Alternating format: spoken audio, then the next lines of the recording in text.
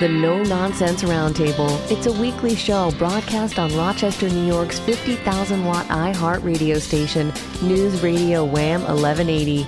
The host, Dom Genova, interviews guests from all walks of life, all with amazing stories to tell. What you are about to hear is a recording of a previous broadcast with limited commercials. Now, here's host, Dom Genova. Well, welcome everybody to another edition of your No Nonsense Roundtable. I'm Dom Genova, your host, every Saturday, like I like to say, 10 o'clock right here. And all the past shows, you're getting tired of me saying this, but you got to look at some of these other shows. There's 360 of them. You can choose from so many different things, and arts and culture and people you like and people maybe that you don't like, but they're all there on NoNonsenseRoundtable.com. So I have somebody, this is like a special show because this is to introduce you to somebody that you don't know, but also to do a little bit of marketing for me because I just finished a book after selling the dealerships in 2020. Happened to be a week before the shutdown, the COVID shutdown, which I felt like I was really lucky about. I decided to write a book, and the name of the book is Don't Be Taken for a Ride, Know What Your Dealer Knows, and Drive Home Happy. So it's all this stuff that you don't know about that I do know about that will help you buy a car without the angst and anxiety and falderol and BS that most people experience. And one of the people that I have learned along the way and has helped me with this book is a person by the name of Bob Harrison. And Bob Harrison is on the phone with me right now. Welcome, Bob, to the No Nonsense Roundtable. Hey, Dom, thanks for having me. Well, the thing is that, so I decided to write this book, and I hired somebody to co-write the book. Steve Miller. Steve Miller helped Gene Cornish, who's in the Rock and Roll Hall of Fame, to write his autobiography. I like the style of it, and I like the advice that he could give me. But I found out about Bob, who actually helps people. He's an author himself, but he also helps people that have a book to write, bring it to market. And Bob, I am just so happy that I met you months and months ago, and it was only a serendipitous thing. I put something on, I think the Mendon board on Facebook, and somebody said that you were giving a lecture here in Avon, which is where my dealership was, and we came down on a Saturday, Nina and I, we listened to you, and the stuff that you do is really, really interesting. Yeah, it was quite the, as you say, serendipitous meeting. My mother was born and raised in Avon. I live in Cleveland, but I came over to Avon and put on a little talk about how to self-publish your book. And there were, I don't know, a dozen or so people in attendance. You and your wife were there. And really enjoyed meeting everybody, meeting you. And the rest, as they say, is history. Getting your book done and to market. Yeah. I'm just so happy with this because, it's sort of like, the people that climb the Mount Everest, they have a Sherpa. Somebody that's been through this before, and the learning curve can kill you. You need a Sherpa. Yes. So, I mean, let's talk about the silly question I always ask the first part of the show. What did you want to do when you were 10 years old? Because I think being an author might be part of it, but helping other people publish books certainly wasn't. So what did you want to do when you were 10 years old? Wow. Well, funnily enough, I knew even back then, I wanted to do something creative. And at the time, I wanted to be a journalist. And I ended up working almost 30 years in the newspaper business, but on the advertising side, not as a journalist.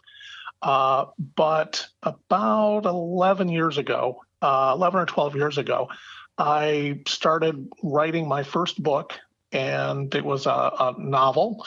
And actually, a lot of it takes place in the Rochester area, and ended up doing a lot of research on how to publish. Do I want to go the traditional publishing route, or do I want to go self-publishing? And there are pros and cons to both, But for me personally, I liked the control and especially of the timeline, and just being able to do everything. And I learned everything I could about publishing, and I ended up self-publishing my first book, and it turned into 4 more.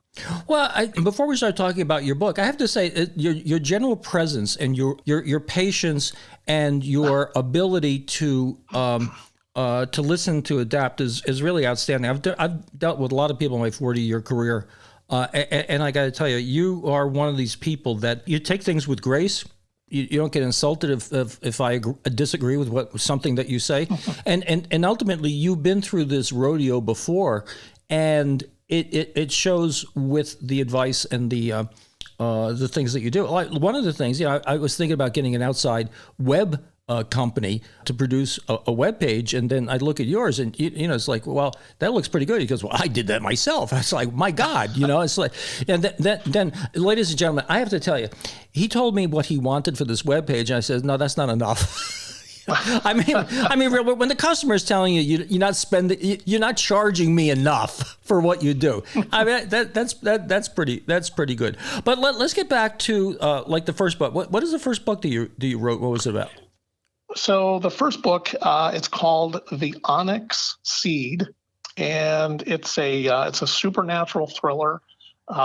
Basically, it takes place right after World War II, and a returning GI comes back from the Philippines, and he unwittingly brings a demon with him, and it wreaks havoc among the rolling farmland of upstate New York. Wow. So it's and a lot of it takes place in one of my favorite places on earth, Letchworth State Park. Oh, yeah.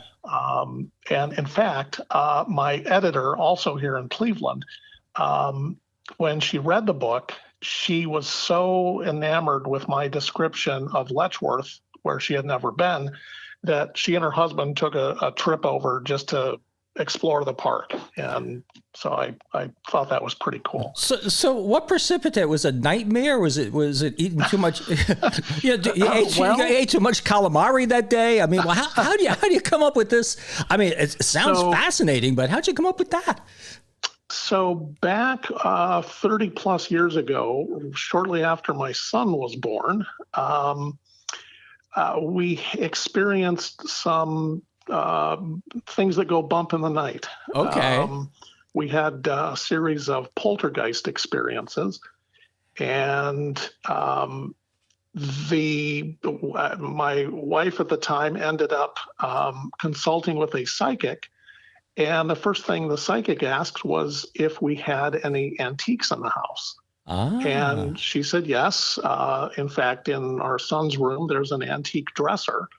And she identified the dresser as the source of all the poltergeist activity. And over the years, I just had been telling these ghost stories, and I thought, well, gosh, why don't I just write these down into and create a story out of it? So I did, and then I decided to throw a twist in, and I added some Filipino folklore to the story. well, the only antique in my house is me. So is me. So I guess I'm safe from the poltergeist, but we're not safe from going into a first break here. So we will sell something for a couple of minutes, and then we will be back to talk more to Bob. This is Dom Genova for my friends at Metro Mattress. Sometimes things actually get better. Your cell phone, TV, and car is better than 30 years ago. More choices, too. So when Nita and I needed a new mattress, we wanted to shop local, but we also wanted the advantages of having lots of choices with new features, so we went to Metro Mattress. Based in Syracuse, they have 7 stores locally. Many of their mattresses are made in the United States, and many have 10-year warranties.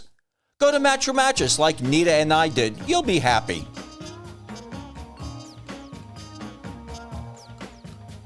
This is Dom Genova for my friend Jack Greco with Jack Greco Furniture. I've been talking to you all this time about the wonderful pieces that he has on his floor or can build for you. Indoor furniture. But Jack also has wonderful outdoor furniture and is getting to be that time of year. Wonderful pieces you won't find anyplace else. Go to Jack Greco. Get your outdoor stuff as well as your indoor stuff. Believe me, it'll get warm one of these days. Well, welcome back. We are talking with, I don't like that talking to thing. We're talking with Bob Harrison, author and somebody who provides author services, which I took advantage of when I wrote my book, which is coming out, well, today. Don't be taken for a ride. Know what your dealer knows and drive home happy. One thing, Bob, we're going to talk a little bit more about my book, but I certainly know one thing that I'm probably not going to be invited to play golf with very many dealers after this book comes out. You've been through this. I mean, did you find? Yeah. Now let's talk about my favorite subject for a second. Me. So, what part of this? What is there a part of this book that you found particularly interesting? If not, make it up.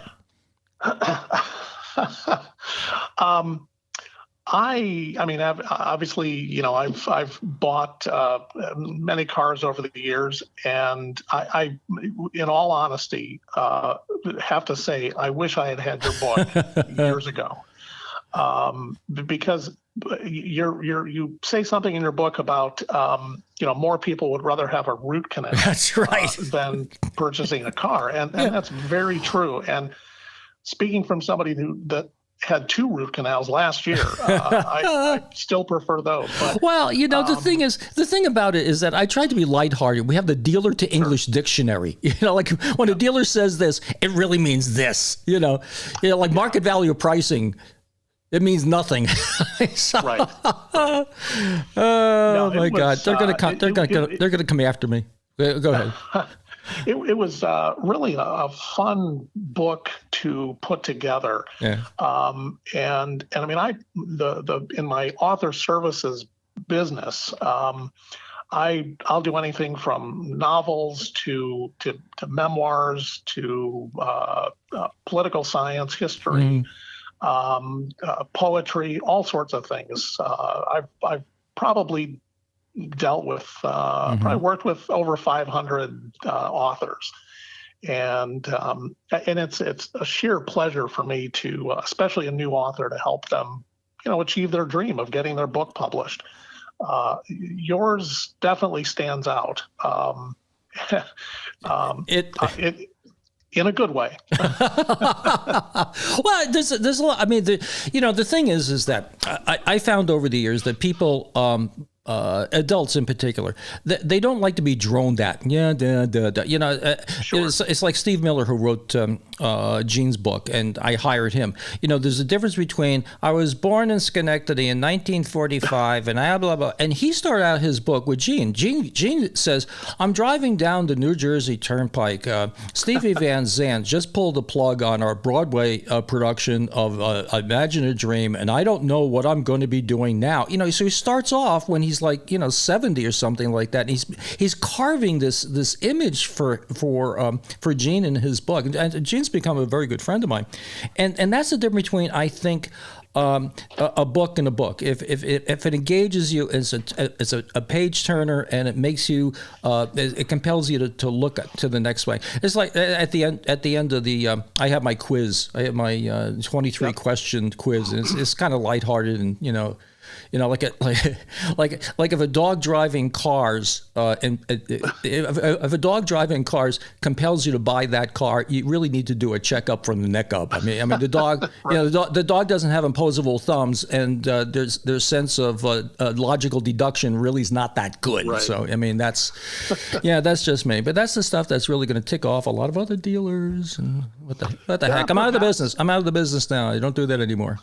But talk about being in the business. This isn't your daytime job. I mean, you are doing this in addition to working for a nonprofit, right? Yes, here in Cleveland, I'm the communications manager for a nonprofit that works with placing volunteers with organizations throughout Northeast Ohio, and so that's my Monday through Friday, 9 to 5 job. And evenings and weekends, I help authors like yourself. And if I find a little time, I try and write my own books. Well, and the thing is that with this book, we're going to do a little bit more retail for me, I guess. But this is the first in the Don't Be Taken series. Okay, so Right. My thing, and I talked to Bob about this over the months. So I really like that for dummies thing. So it's not just as for dummies. I'm not a dummy, and it's kind of I don't know. I don't like that thing. But there are plenty of people out there who have inside information that you really need to know about. Whether it's a nonprofit or your college funding or your pick of your major. I was talking to somebody today who has a 501c3. It's like, don't be taken by an unworthy 501c3. So somebody needs to. My son-in-law was showing how to look up online a 501c3 and their tax returns and how much money they have and how much debt they have, and it's like, oh my God, I'm not going to donate money to this 501c3 because they're underwater already. Okay, so there's got to be somebody out there, even one of our listeners, who has a very interesting book about insider information to keep people or prevent people from getting taken. And I'm going to make a call out right now. I mean, we have maybe 10,000 listeners. If there's somebody out there who has some inside information, whether it's investing or like I was saying, something about nonprofits or whatever, let me know, because I see this as a series of books. That's what I see. So this is starting out as a book about how to buy a car, not get snookered. Okay, but I think there is an appetite for people to buy books about what's behind the curtain and not get taken advantage of. It's interesting you say that, because shall I say, shady operators are in the publishing world as well. And there's, I'm very active in, author circles, and have heard some real horror stories from predatory publishers, quote unquote publishers, who are nothing more than scam artists and just want to separate you from your money. And there's definitely a market for educating people about, how to self-publish your book without being taken. Well, that it's an age-old thing. Oh, your baby is so cute. I have to tell you, just sign up for $5,000 worth of photographs, and we'll send it off to you. I mean, it's the age-old scam, really.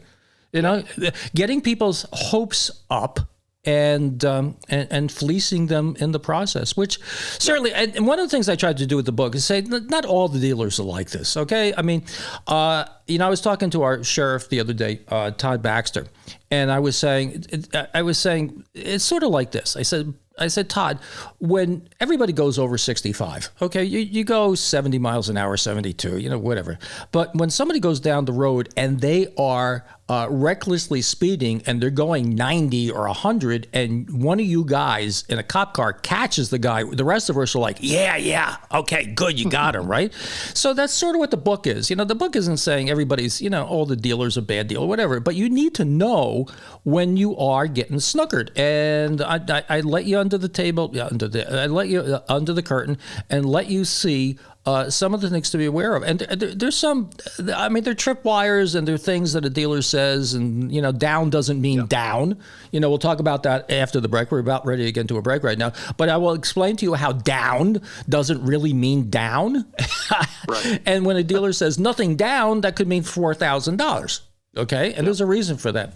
And I told you we're going to do that after the break, and we are heading, into a break. This is Dom for my friend John Myers and his new company, Life Interviews. I'm going to ask you to go look at the website he has, Life Interviews. There's no T in it, Interviews, where you'll see a fantastic presentation on what they do. And what they do is create a video legacy for you to pass down to future generations. More than just getting your DNA, you can pass down your story. Go see, you'll be amazed. It's a great idea, but do me a favor. Wait to the end of the No Nonsense Roundtable.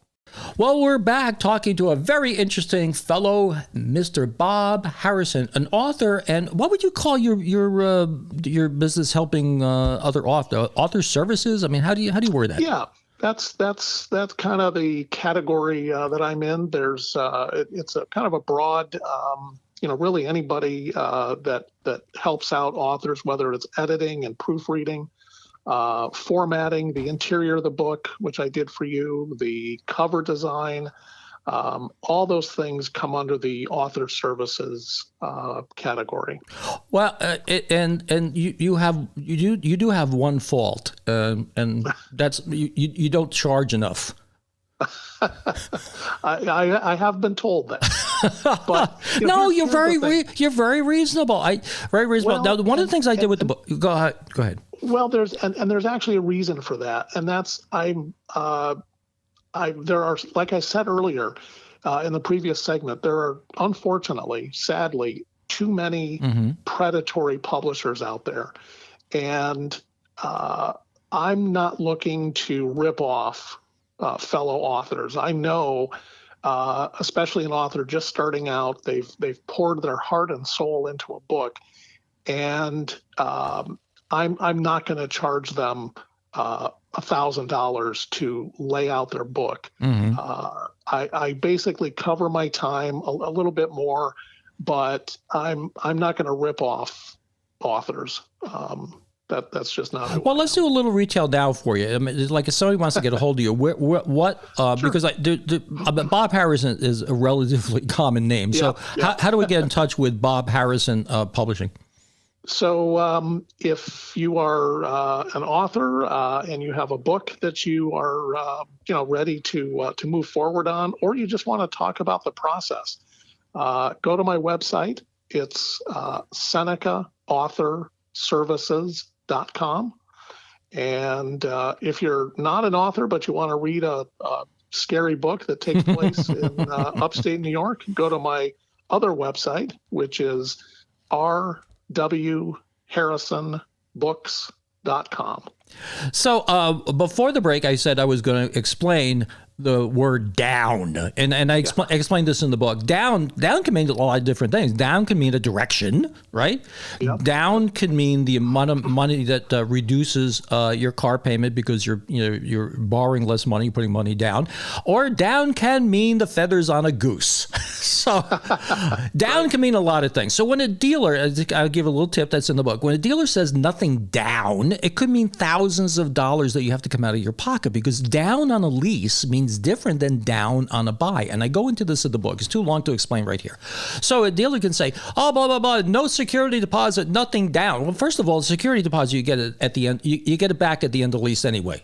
So it's not required. But if you bring the car back in terrible condition, you're gonna have to pay for that anyway. Okay, so there's no security deposit. So say nothing down. You could have thousands of dollars of fees and different rebates you don't qualify for and whatever. And when it says nothing down, that doesn't mean you come in and you don't have to come up with any money. I'm not saying all the time, but that's one of the things you got to be careful of. And transparency is the deal. So I made my whole thing was no nonsense car dealer. I have a federal trademark on you, no nonsense car dealer. Yep. I tried to sort of franchise it as a car dealer, but the car dealers are kind of ingrained to what they do now. They have advertising agencies, and they're sort of into what they're doing. So what I decided to do is have this book, and the book is like ground up, like if you're going to go look for a car, and this is what you need to know. And the price is $17.75. So it's under $20. Now, let me tell you something. There's stuff in here that you don't know. There's no question about it. There's stuff in here that you don't know. And when you learn the language of a car deal, you find out that it's dynamic. It's not just the price. There are a lot of other things involved. And, I say in the book, it's not that the cards are stacked against you. It's that you don't even know what the rules are. Somebody hands you a deck of cards and say, here, we're going to play canasta. You don't know, right? And everybody's, right. It's a price. Well, price is only one part of it. And then, it believe it or not, I mean, it is let's put it this way: the cars have gotten better since I started in the business, 40 years ago. But the process is exactly the same. I mean, the sales it has not changed because they call it a zero-sum game. I never made this into a zero-sum game, but the more that you pay, the more that the salesperson pays. So okay, so that's not necessarily a bad thing. But like if you are you're buying a piece of real estate, okay, you have a real estate agent, okay, you have somebody in between there that's advocating for you, right? I mean, you just don't go to the buyer to the seller's agent and just deal with that guy. You have somebody, but there's nobody helping you. That's what my book does. My book helps you, and it's just in time for Father's Day and for graduations and stuff like that. I've had a couple of people get the book though, and they say, "Oh, my kid is going to love this," and I think there's a good a good case for that. But so let me ask you about publishing other people's books. Now, I guess kind of a. Did you? I don't even know if you can answer this. This is kind of a sneaky question. Did anybody ever give a book to you and you go, "Oh, that's really bad"? you just, you don't want to break their bubble, but then, did anybody give you, something that was really, really odd and is, So not so much odd, but yeah, I mean the level of writing that I get is, all over the board. Yeah. I had somebody that several years ago, he wanted me to proofread his book, and proofreading is the final editing stage.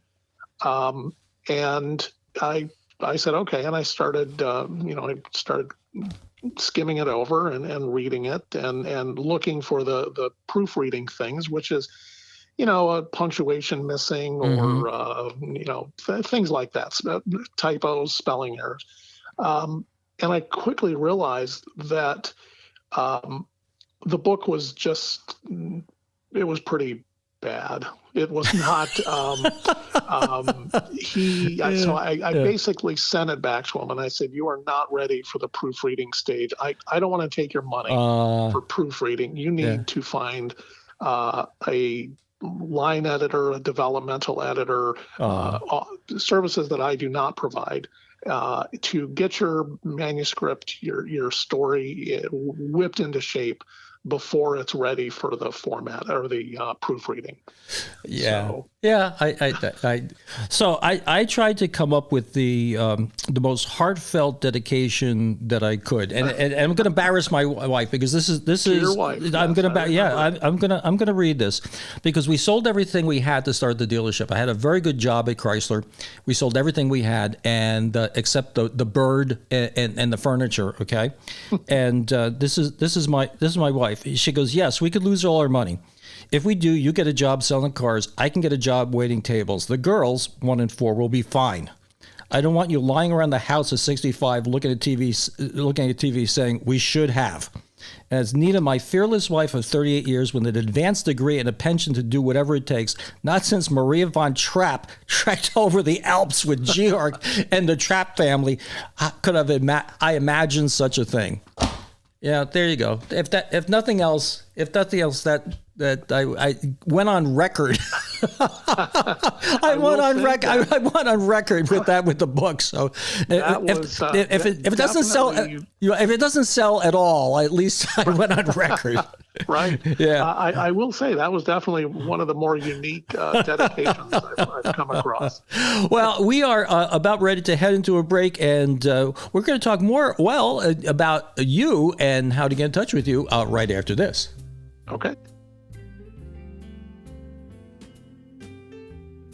This is Don for my friend Todd, who owns Martinizing Dry Cleaning in Fairport. Like I like to say to you, he picks your clothes up and he drops your clothes off. Why schlep them yourself? I love the word schlep.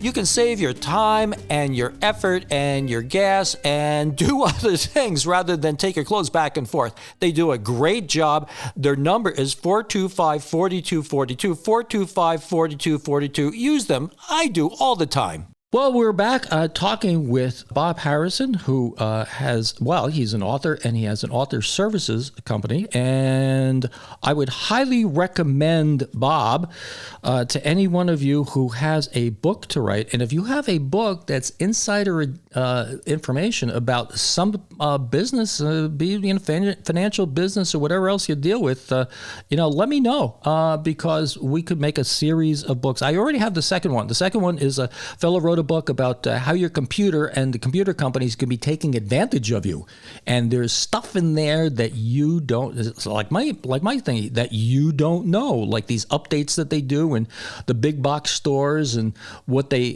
tell you that you have to do, and you really don't have to do it. You don't have to replace this, but you should replace that. I mean, it's a very, very, very interesting book, and it's like holy cow stuff.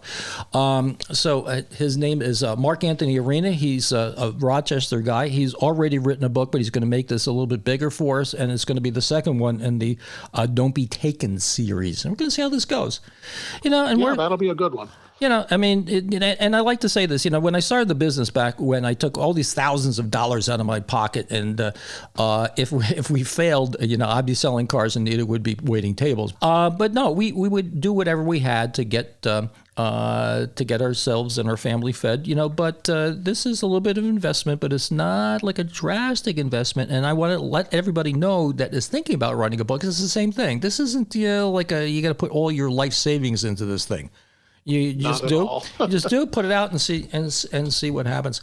Now, what type of? Well, let me ask you a question. Are you an avid reader? You've written what, five books yourself, right? 5 books. I got a couple that I'm working on now. And yes, I'm an avid reader. If I'm in between books, if I've finished one and not started one, I feel kind of lost. Mm-hmm. So I read probably a half and half fiction and nonfiction. So I enjoy history. When it's the nonfiction, I enjoy history, science, nature, things like that. Fiction, I'll read thrillers, horror, supernatural, science fiction, stuff like that. So. Well, yeah, it really, I really admire people like you that read. And Nita's a voracious reader. Now, here's kind of a silly question. What's your favorite book of all time? Oh, gosh. That's a tough one. I'm going to give you my favorite author. Okay. And probably Ray Bradbury. Okay. Yeah. We all know him. Yeah. Author. Yeah. He wrote Fahrenheit 451, Dandelion Wine. He was, whimsical and just offbeat enough. I just really liked his style, his vision, and really enjoyed reading him. Are you going to be giving any more presentations in Western New York soon? I mean, because the presentation that you had, you compartmentalized it very well. I got a really great feeling after I came out of your presentation, but also you back it up with enough, like I said, with patience and availability too. So are you going to be around anytime soon? Yeah, I would love to. I tell you, I realize there are libraries everywhere. I have such an affinity and love for the Avon Free Library. I have family that still live in the town. And like I said, my mother was born and raised there, so I would love to connect with them again, maybe in the fall, and do another presentation on how to publish your book. Where do you stay when you come in? Do you stay with family? Yeah. Oh, okay. Because you can stay with us. I mean, we're that close now. Now, are you related to Steve and the Penny Saver people? Yes, Steve is my cousin. Great, an absolute great family. Steve Harrison. Oh, yeah. His family owns the Penny Saver. I guess the original Penny Saver here in Western New York. I mean, when I first started going into business, that's the only place I put my ads in, because it's the only place that I could afford to put my ads. Number one, and the other thing is everybody reads it. You know, it's like Sure. it's like I don't know. It's a cultural thing. So, well, in fact, his parents started it in, I think, 1949. I want to say. Yeah. And both my mother and father worked there. His father was the older brother of my father. Well, it's actually on your birth certificate here in Avon. You either have to work at Tom Walls or the Penny Saver. Tom Walls or the Penny Saver. That's the only thing. You are committed to do that once you were born in Avon. And go to St. Agnes School. I consider myself an honorary Avon resident. Yes, born in Cleveland, but Avon is where my heart is. Rock and Roll Hall of Fame. Yes. Oh yeah. So let's we have let's see, like maybe 2 minutes left. So let's talk about you some more. Okay. How do we get in touch with you again? The website? Sure. If you're an author and or just thinking about writing a book, reach out to me through my website, which is SenecaAuthorServices.com. No charge for a consultation, or if you just have questions, I'm happy to help. If you want to stay up at night reading a book that'll hopefully scare you, head over to my author website, which is rwharrisonbooks.com. And my book, so let's give me a plug. Is first in the Don't Be Taken series. Don't Be Taken for a Ride. You can get it on Amazon. Just Google Don't Be Taken for a Ride, or you can go to don'tbetaken.com and you can order one of my books. It's $17.75 with the taxes. $18 and something cents. I have to tell you, if you don't save tons of money by knowing what the dealer knows, I would be very, very, very surprised. And at the very least, it's entertaining. I mean, the car business is just absolutely crazy. And in the back, we actually give you the Attorney General's guidelines for advertising. So you could go there with a magnifying glass and you can find you can find all this stuff in there in the ads. Yeah, okay. That's why they're not going to ask me to play golf. But I found cheaper ways of humiliating myself than playing golf. So that's about it. Well, Bob, I have to tell you, it's delight knowing you, and this has been a labor of love. And now that we have it out there, the copies look great. The cover looks good. Actually, this has been a collaborative effort. I do have to give a shout out to a couple of people. I have a third year student at RIT, Emmett Blanchett, who designed the cover.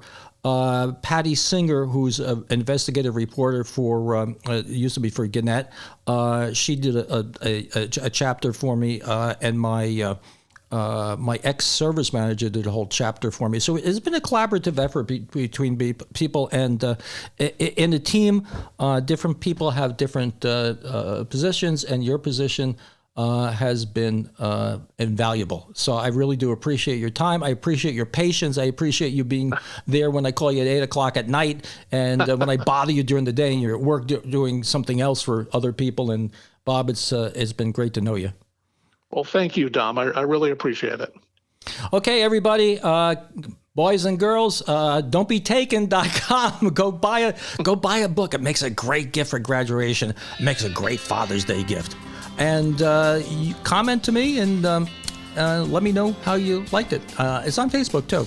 Until next week, it's the No Nonsense Roundtable. Thanks for listening. Tune in every Saturday from 10 to 11 on News Radio Wham 1180. Don't forget to like and subscribe, and we'll make more.